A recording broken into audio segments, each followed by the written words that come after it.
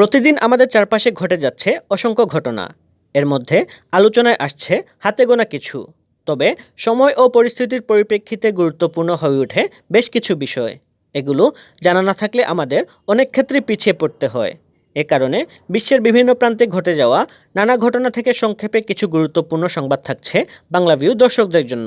24 ঘন্টায় করোনায় মৃত্যু ও শনাক্তে শীর্ষ জাপান। মহামারী করোনা ভাইরাসে আক্রান্ত হয়ে বিশ্বে গত 24 ঘন্টায় 681 জনের মৃত্যু হয়েছে।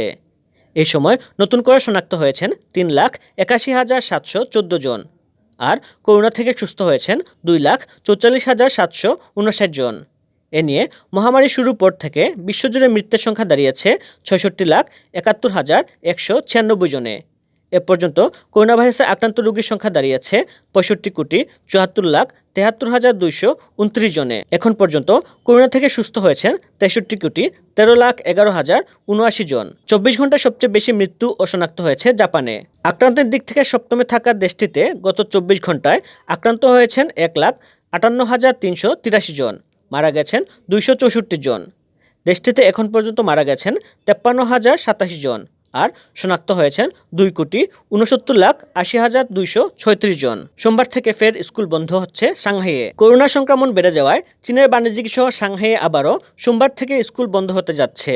নতুন করে করোনা ভাইরাস সংক্রমণ ছড়িয়ে পড়ায় এর সিদ্ধান্ত নিয়েছে বেইজিং। শনিবার দেশটির শিক্ষা বোর্ডের কর্তৃপক্ষরা ইউচেটে পোস্ট করে এ তথ্য নিশ্চিত করে। এতে বলা হয়েছে, মাধ্যমিক ও উচ্চ মাধ্যমিকের সব শিক্ষার্থীরা, তবে যারা গ্রীষ্মের পর স্নাতক হবে তারা ব্যতীত সব শিক্ষার্থীরা বাড়িতে বসে ক্লাস করবেন। ওই ঘোষণা আরও বলা হয়েছে, কিন্ডারগার্টেনও বন্ধ থাকবে।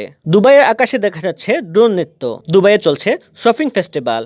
আর সেই উৎসবকে রাঙাতে দর্শকদের জন্য ব্যবস্থা করা হয়েছে ড্রোন নৃত্য। দুবাইয়ের আকাশে 2 জায়গা থেকে উপভোগ করা যাবে ড্রোনদের এই কারুকাজ। ডিসেম্বর 15 থেকে শুরু হওয়া এই ড্রোন নৃত্য চলবে জানুয়ারি 23 তারিখ পর্যন্ত। যৌথ উদ্যোগে এবার যাত্রীবাহী বিমান নির্মাণ করবে রাশিয়া ও ইরান। রাশিয়া ও ইরান যৌথভাবে 70 থেকে 150 সিটের যাত্রীবাহী বিমান নির্মাণ করতে যাচ্ছে, এমনটি বলেছেন রাশিয়ার শিল্প, খনিজ ও বাণিজ্যিক বিষয়ক উপমন্ত্রী মানুহেচের মান্তেকি। গত বৃহস্পতিবার তেহরানে ইরানের 11তম আন্তর্জাতিক বিমান ও মহাকাশ পরিদর্শন উদ্বোধন অনুষ্ঠানে এসব কথা বলেন ইরানের উপমন্ত্রী। নিঃসন্দেহে মেসি ইতিহাসের সেরা ফুটবলার, ফার্সি অধিনায়ক। বিশ্বকাপ জেতার সুযোগ বারবার আসে না।